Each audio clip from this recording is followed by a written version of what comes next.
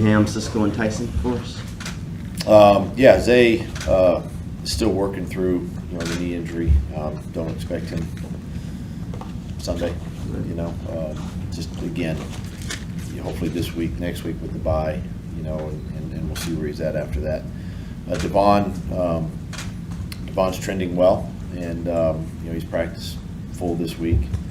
We'll get another good day today, and then we'll see. We'll see how he feels and where he's at. And there's a good chance, that he could be active for this game. So we'll just see how he does through today. Walker, same thing. We'll get through today. He's had a good week. No setbacks, so we'll see where he's at and make a decision there. Trevor's been good. Obviously, he got a good work in yesterday and feels good. Tyson and Andre Cisco will both practice today. We'll see where they're at the end of the day.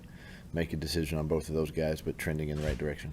Does having the bye week next week play into the decision on if you would play guys this week at all? A little bit. Listen, I don't want to risk a setback, with anybody. But having time next week to fully rest some of these guys too next week can play into that, and really giving them, if they don't play this week, then obviously that's 2 more weeks, right? And really 3. Think about the week of San Francisco before you play a game again. But the other one is Greg Jr. Because we activated his window. He's practiced full this week. He's getting close as well. How hard is it to get Devon physically ready, since I would assume the nature of the practices this time of year is much different than when you're in training camp? What's sort of the challenge for you guys as a staff? Yeah, just really the physicality of practice. You're not in pads like you would be in training camp or early part of the season as much, and just that physicality part, and just getting his legs really and his conditioning to game speed back. So. Again, if he's up for this week, then I'm sure we'll keep an eye on him, and don't want to much like Smoot, right?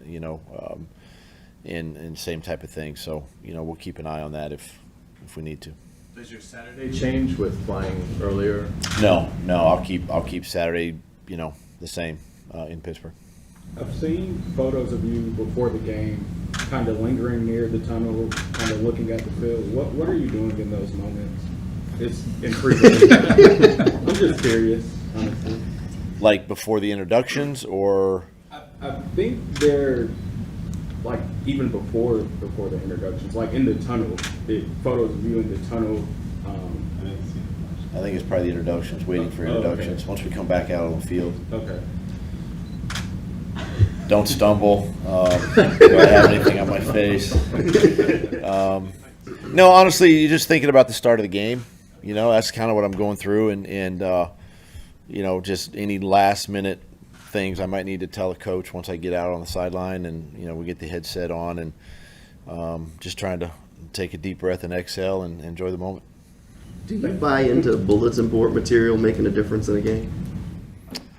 I think during the week it can spur some motivation, and maybe early in a football game. I think once you kick the ball off and you play, it's a ball game, and the guys are playing hard, but you don't ever want to give too much, information for one team. I do think it can, it could probably maybe motivate a little bit, during the week.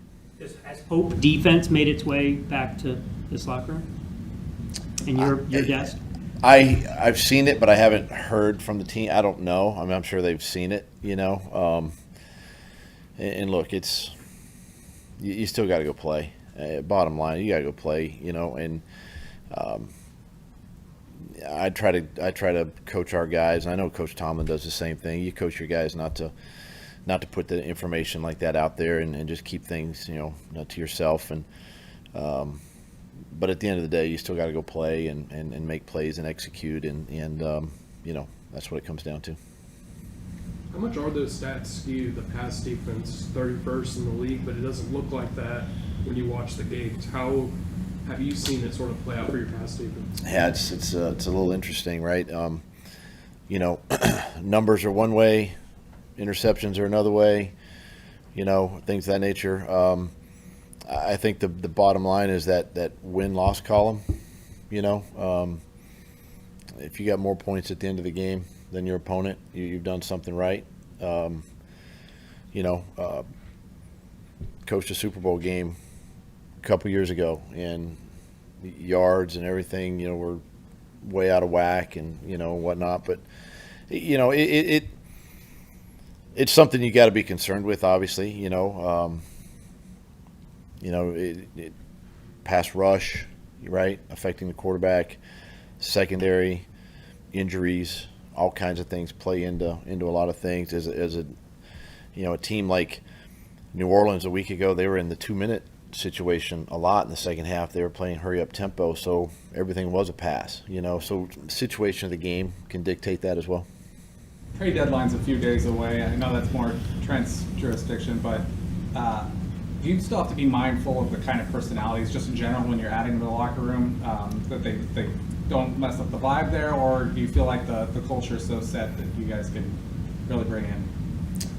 No, I do believe you have to consider the culture of the team, and anytime you get to that mid-season point and you bring someone new, who you think is going to help you offensively, defensively, whatever it is, I think about the players in the locker room. How is that going to affect them, and how is it going to affect a particular room, And so those are all things we take a look at, and factor in.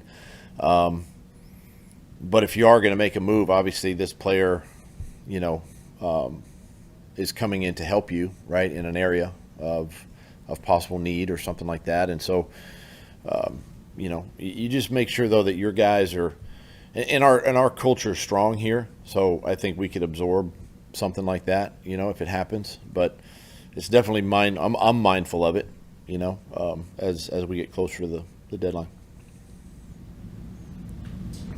Okay, everybody's good. We're going to come down with the microphones.